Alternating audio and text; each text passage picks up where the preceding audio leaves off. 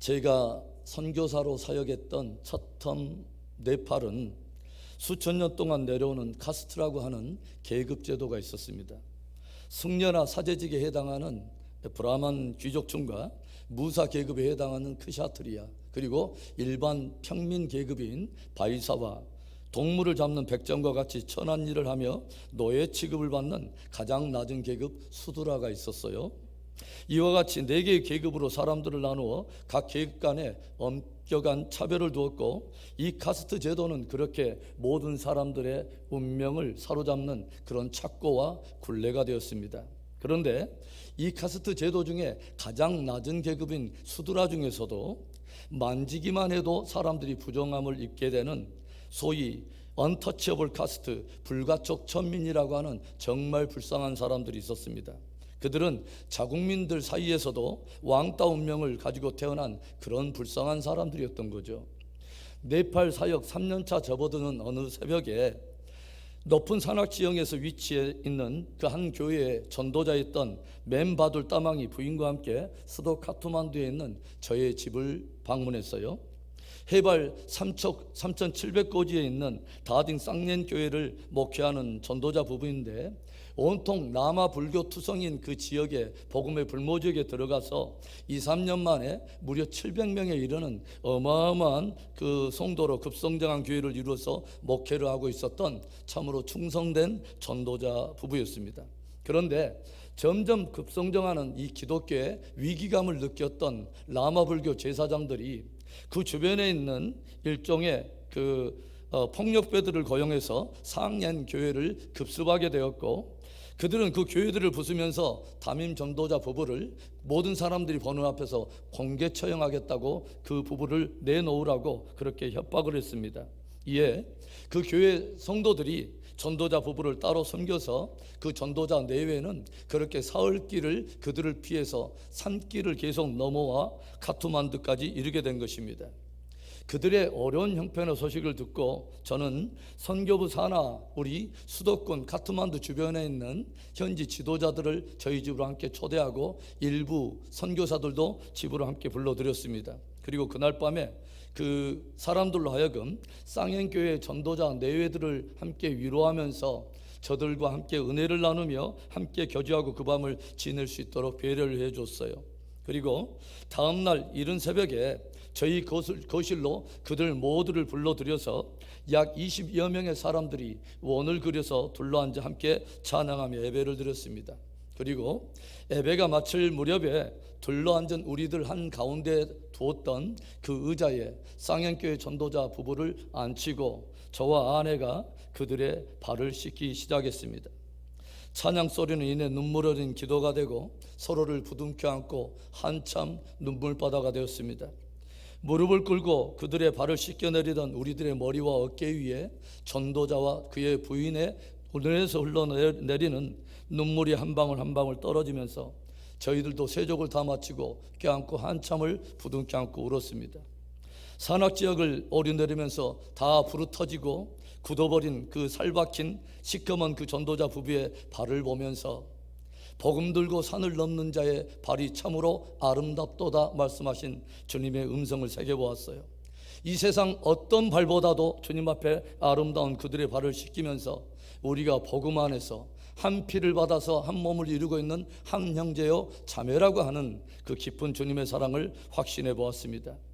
그런데 바로 그때요, 제게 문득 그동안 저희 집에 이모저모의 살림을 거들던 돕던 자매인 힌두교 자매 브린다의 생각이 갑자기 났어요. 힌두교 배경에서 자라온 그녀였지만 새벽녘 저희 거실 안에서 이루어지고 있는 기이한 일과 잠옷 숙연해진 분위기를 주방에서 몰래 훔쳐보고 있던 이 브린다를 제가 거실 안에 불러들였어요. 그리고 한 자매 선교사로 하여금 그 브린다의 발을 씻도록 부탁을 했습니다. 그러자 얼굴이 붉어지더니 이 브린다가 눈물을 흘리면서 완강히 거부하는 거예요. 선교사님, 이럴 수는 없는 것입니다. 이래서는 안 되는 것입니다. 저는 사람이 만지기만 해도 부정함을 입은 그 정도의 낮은 계급의 사람인데 높은 그런 선교사님들과 같은 그런 분들이 저의 발을 씻을 수는 없는 것입니다. 이때 브린다에게 제가 이런 말을 들려줬습니다. 브린다야, 괜찮아. 우리 모두가 다 주님을 섬기는 사람들일 뿐이야. 그리고 우리 모두는 사실 어떻게 보면 영광의 하나님, 영광의 주님께서 이 땅에 오신 바로 그분이 우리를 만질 수도 없을 정도로 그분 앞에 우리는 영적인 불가촉 천민들이었지만 그분이 우리들의 발을 쓰시고 우리를 당신의 자녀를 삼으셨어. 이 자매 선교사가 브린다의 양말을 하나하나 벗기며 물에 발을 담가서 씻기 시작하는데 우리 안에 주님 주시는 그 사랑과 또 서로 안에 부어주신 위로로 인하여 또다시 한번 눈물바다가 되었습니다. 그리고 그날 아침에 식사를 다 마치고 나서 다딩 쌍년교회 그 전도자 부부가 다시 자기의 거울로 돌아가겠다는 거예요. 괜찮겠어? 아직 분위기가 십상치 않을 것 같은데, 위험할 것 같은데. 저의 말에 그 전도자 멤버들이 이렇게 대답을 해요. 아닙니다, 선교사님. 이제는 충분합니다. 이만하면 충분합니다. 주님이 사랑하는 쌍년의 성도들과 함께 더 신실한 예배자들이 되기를 원하고 이번 주일에는 최고의 남다른 차원이 다른 최고의 감사 예배를 드리고 싶습니다. 이 말을 남기면서 저희 집 단모퉁이를 돌아가는 전도자 뇌의 뒷모습을 바라보던 저희들의 마음에 참 마음이 뭉클해지더라고요.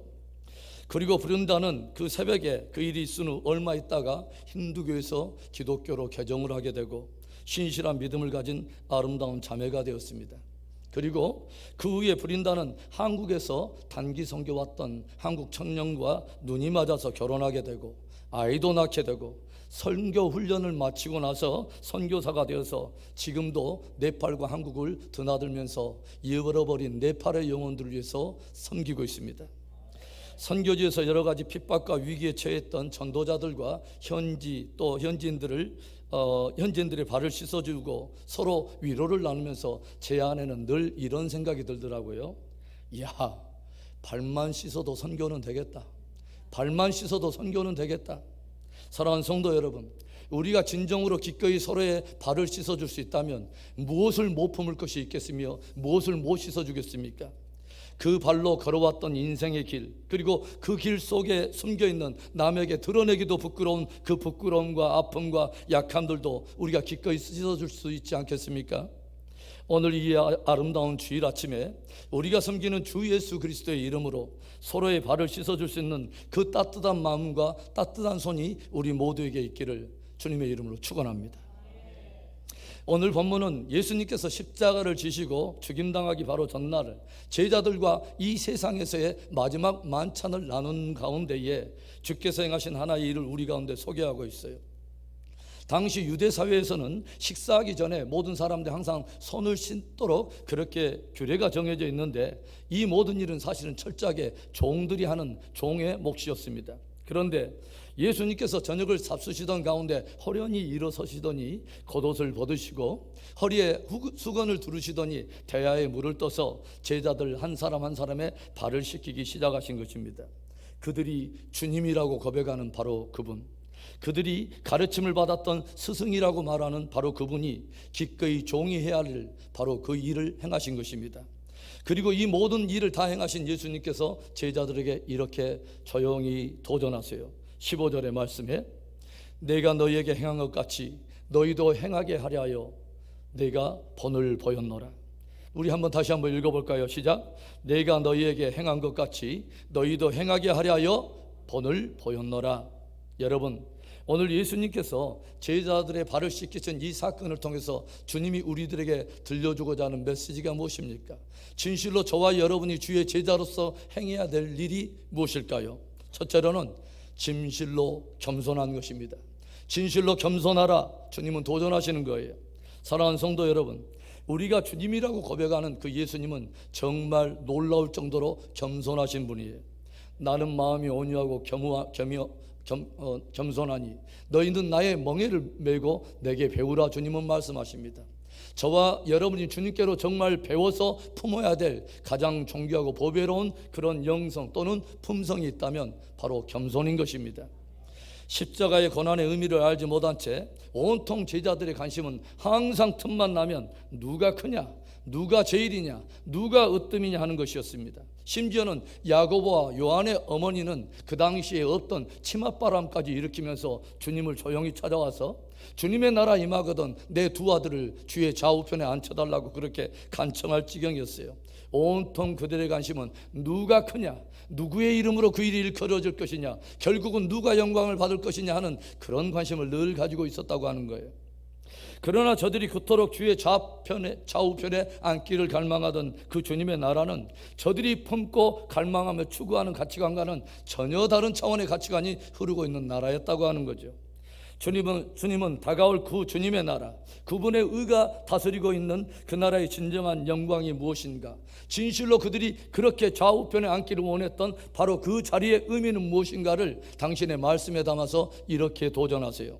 마가복음 10장 42절부터 45절의 말씀에 예수께서 불러다가 이르시되 이방인의 집권자들이 그들을 임으로 주관하고 그 고관들이 그들에게 권세를 부리는 줄을 너희가 알거니와 너희 중에는 그렇지 않을지니 너희 중에 누구든지 크고자 하는 자는 너희를 섬기는 자가 되고 너희 중에 누구든지 으뜸이 되고자 하는 자는 모든 사람의 종이 되어야 하리라.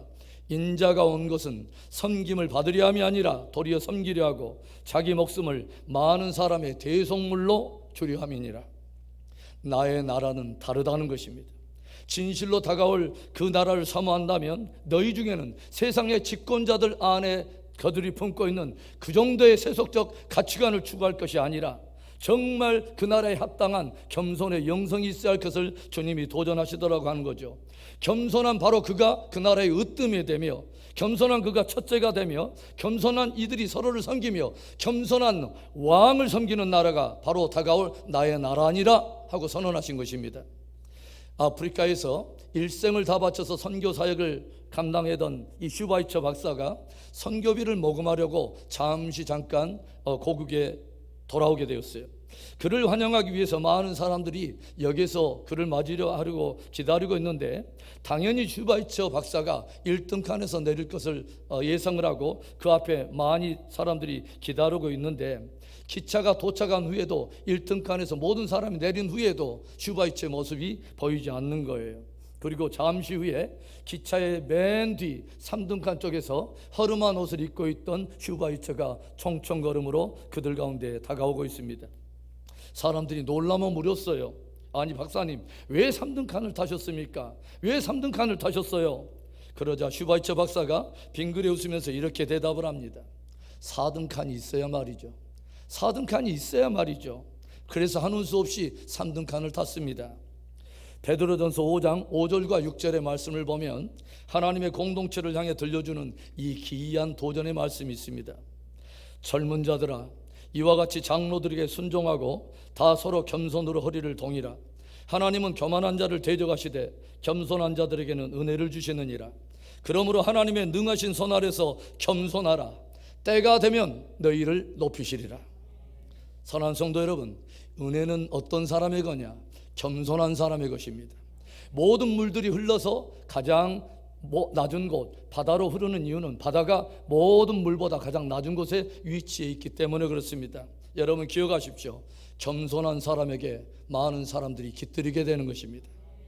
오늘 주님은 제자들의 발을 씻으시려고 기꺼이 겉옷을 벗으셨어요. 스승이라고 하는 타이틀의 이 옷, 그리고 연륜과 경험과 직분이라고 하는 겉옷을 다 벗어버리셨습니다. 우리들의 발을 씻고 우리 삶에 그 발로 달려왔던 모든 죄악되고 허물된 수치와 그 모든 아픔을 씻으시려고 하늘의 영광을 다 벗어버리고 우리의 발을 씻으셨다고 하는 것입니다. 그뿐만이 아닙니다. 마침내 주님은 희로라기 겉옷 하나도 남기지 않은 채 다 벗어 던지시고 십자가의 알몸으로 당신을 내어주시고 이제는 당신의 보배로운 그 피로 저와 여러분의 모든 죄를 씻어내셨습니다. 우리는 그분을 나의 주라고 고백하는 것입니다. 주님께서 십자가에 달리시기 전날 밤 주님께서 스승으로서 또 주로서 겉옷을 벗어버리고 제자들의 발을 씻기신 그 사건 안에는 진실로 우리로 하여금 겸손하라 가르치시는 메시지를 담고 있는 것입니다. 겸손으로 띠를 뜨시고 허리에 수건을 두르신 거예요. 사랑하는 성도 여러분, 진실로 자신을 낮추고 서스럼 없이 겉옷을 벗어 제치고 형제와 이웃의 발을 씻길 줄 아는 복된 겸손의 사람이 되기를 주의 이름으로 축원합니다. 오늘 예수님께서 제자들의 발을 씻기신 사건을 통해 주님께서 우리에게 던지시는 도전이 뭐예요? 진실로 우리가 행하기를 원하시는 것이 무엇일까요? 두 번째는 낮은 마음으로 섬기라는 것입니다. 오늘 14절의 말씀을 함께 읽도록 하겠습니다. 내가 주와 또는 선생이 되어 너희 발을 씻었으니 너희도 서로 발을 씻어주는 것이 옳으니라. 2차 세계대전이 한참일 때에 당시 미국의 많은 젊은이들이 전장터에 이슬로 사라져갔죠. 국민들의 마음을 안정시키기 위해서 대부분의 이 젊은 군사들을 전장으로 태워가는 군용열차는 밤에 보통 출발을 하게 되었는데, 그래서 워싱턴에도 밤마다 유니온 기차 정거장에는 수백 명의 장정들이 모여들었고 그들의 일가 친척과 가족들이 함께 모여서 저들의 편의를 도와주고 있었습니다. 그런데 조용히 보니까 이 시민들 가운데 밤늦게까지 다리를 절면서 코코아 잔을 쟁반에 들고 봉사하는 한 사람이 눈에 띄었습니다. 임시로 마련된 주방에서 코코아를 끓이는가 하면 남들이 하지 않으려 하는 굳은 일들을 기꺼이 도맡아서 이 일들을 감당하더라고 하는 것이죠. 이때 한 장정이 그를 가까이서 유심히 살펴보다가 깜짝 놀랐습니다. 밤늦게까지 불편한 자리를 절면서 코코아 잔을 쟁반에 담고서 젊은 장정들 섬기고 봉사하던 그는 다름이 아닌 루즈벨트 대통령이었기 때문에 그렇습니다.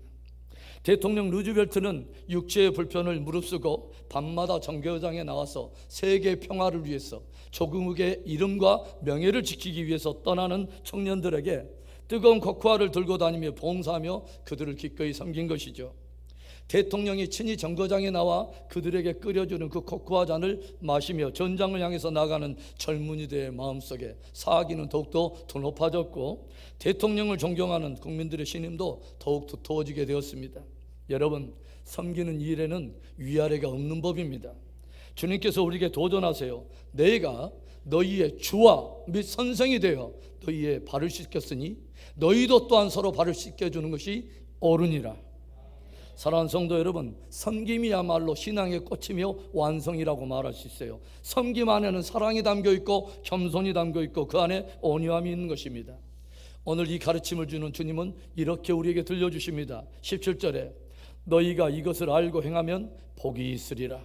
여러분, 정말 복 있는 손, 주님 앞에 그 아름다운 손은 네일 아트를 한 손이 아니에요. 정말 주님이 앞에 아름다운 손은 우리가 정말 우리의 주로 고백하는 그 주님의 손은 어떤 손이었는가? 못 박힌 손이었습니다. 우리의 참 스승인 예수 그리스도의 손은 늘 제자들의 발을 씻고 성도의 발을 씻고 죄인들의 발을 씻기신 바로 물 묻은 손이었다고 하는 것이죠. 사랑하는 성도 여러분, 교회의 직분은 일하라고 주신 것입니다. 주의 몸된 교회를 세우라고 주신 거예요. 이 세상에서 가장 아름다운 손은 일꾼의 손이며 그 손이 사람을 살리고 공동체를 살리며 죽어가는 세상을 살리는 것입니다.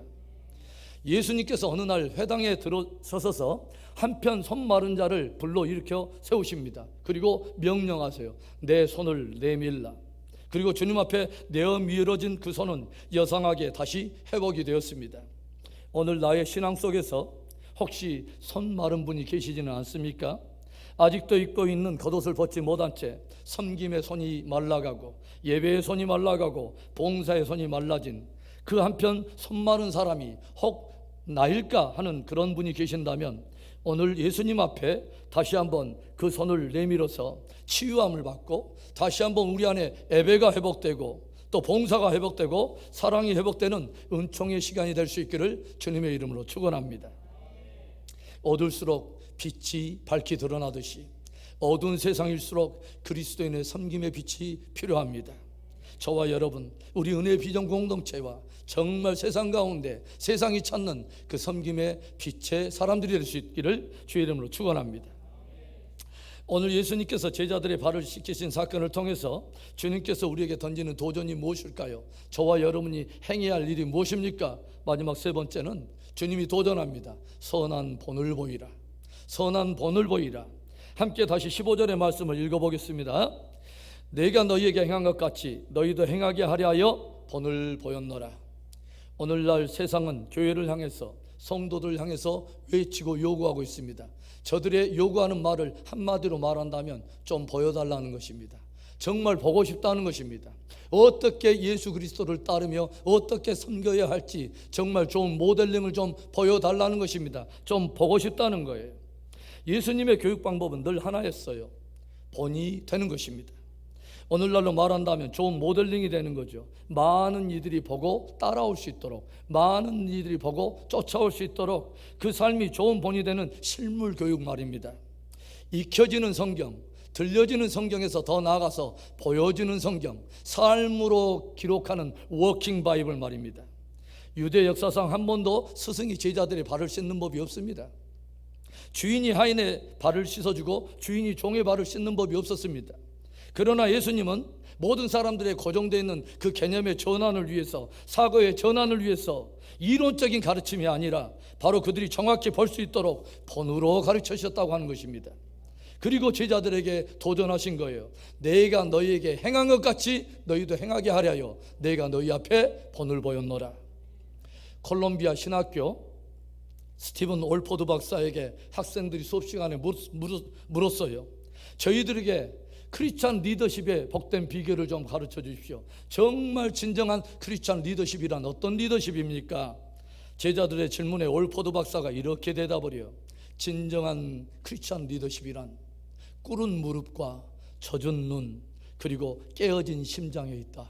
왜냐하면 바로 이것이 예수 그리스도가 우리에게 보여주는 좋은 리더십의 본이 되기 때문에 그렇다. 우간다 선교 현장에서 GMS 통합체 선교본부의 한 선교사님이 저에게 눈물을 먹으면서 들려줬던 한 고백이 생각이 나요. 선교지에서 신학교를 세워가지고 좋은 현지 지도자들 좀 가르쳐 보겠다고 한 동기를 품고 있었던 한 교단의 그 선교사님들이 가정이 서로 동역을 하고 있는데 사역을 하다가 사소한 어떤 그 견해의 차이를 극복하지 못하고 결국 두 진영으로 나누게 되었다고 하는 거죠. 그래서 할 수 없이 한 교단 소속임에도 불구하고 한 선교사님 무리는 이 수도 캄팔라 외곽에 땅과 부지를 얻어서 신학교 하나를 세우고 다른 무리는 또 다른 곳에다 똑같은 캄팔라 외곽에다 부지를 얻어서 또 신학교를 세운 것입니다. 그래서 서로 한 교단 소속임에도 불구하고 경쟁 구도를 갖게 되었어요.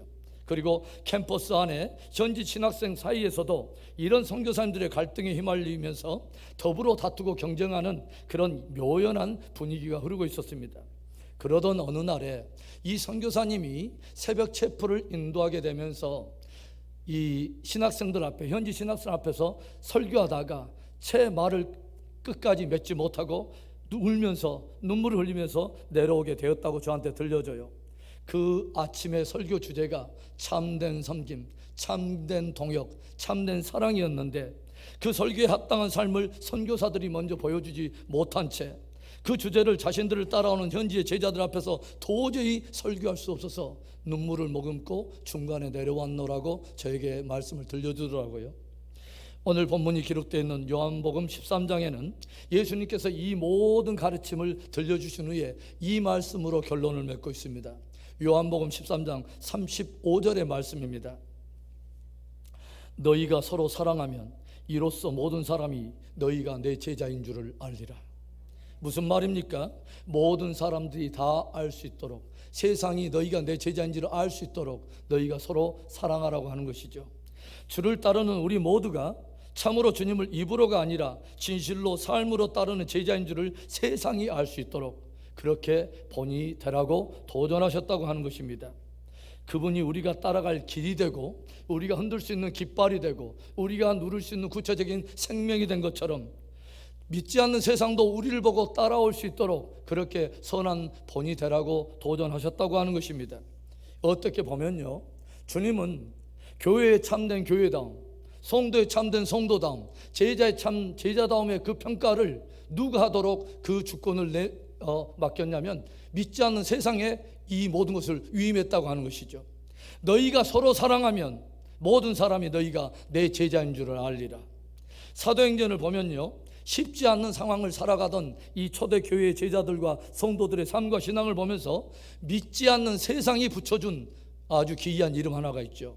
사도행전 11장 26절에 만남에 안디옥에 데리고 와서 둘이 교회에 1년간 모여 있어 큰 무리를 가르쳤고 제자들이 안디옥에서 비로소 그리스도인이라 일컬음을 받게 되었더라. 사도 바울과 바나바가 팀웍을 이루어서 하나님을 믿지 않는 이방 땅 안디옥에 가서 목회를 시작하면서 제자들을 양육하고 성도들을 양육했는데, 저들이 세상 가운데서 믿지 않는 사람들에게서 어떤 이름을 듣게 되냐면 그리스도인이라 일컬음을 받게 되었다고 하는 거예요. 무엇인가 저들에게서 믿지 않는 자신들과는 전혀 다른 차원의 무엇인가를 보고서 믿지 않는 세상이 그 교회를 향해서, 그 성도를 향해서 들려주었다고 하는 거죠. 진짜 그리스도인이라고. 여러분, 그리스도인이라고 하는 이 단어는 그리스도를 뜻하는 크라이스트라고 하는 단어와 누구누구에게 속하다라고 하는 뜻을 가지고 하는 아누스가 함께 조합돼서 이루게 된 그 단어예요. 그러니까 무엇인가 전혀 다른 삶과 신앙의 모습을 보게 된 세상 사람들이, 야, 저들이야말로 그리스도께 속해 있는 사람들이구나, 저들이야말로 진짜 예수쟁이구만 하고 저들에게 그렇게 불러주었다고 하는 거예요. 사랑하는 성도 여러분, 많은 사람들이 말을 합니다. 가르치려고 하는 사람은 많은데 진짜 스승된 자가 없고, 스승 되려고 하는 자는 많은데 진짜 아비의 마음을 가진 스승 찾기가 어렵다고 말을 해요. 예수님께서 주와 스승으로서 오히려 오늘 종이 되어 제자들의 발을 씻기신 사건을 통해서 우리의 영혼 깊이에 도전하는 주의 음성을 귀 기울 수 있기를 바라요. 겸손하라, 겸손하라. 겉옷을 벗어버리고 섬기라. 세상의 주관자들과 집권자들의 그런 속된 가치관을 다 벗어버리고 진실로 다가올 그 나라, 그 의의 통치가 이루어질 그 나라의 가치관을 가지고 그 나라에서 큰 자 되도록, 그 나라에서 으뜸되도록 그렇게 섬기는 자가 되라 도전하고 있어요. 무엇보다도 본이 되라, 선한 본을 보이라 라고 도전하십니다. 많은 이들이 너희의 삶과 신앙을 보고서 하나님의 사랑을 알도록, 진실로 너희가 나를 따르는 제자임을 알 수 있도록 너희의 선한 사랑의 본을 보이라 라고 도전합니다. 예수님처럼 끝까지 겸손하고 끝까지 섬기며 끝까지 우리가 선한 본을 보임으로 승리하게 되는 복된 우리 공동체, 저와 여러분의 진짜 살아있는 믿음이 되기를 주의 이름으로 축원합니다.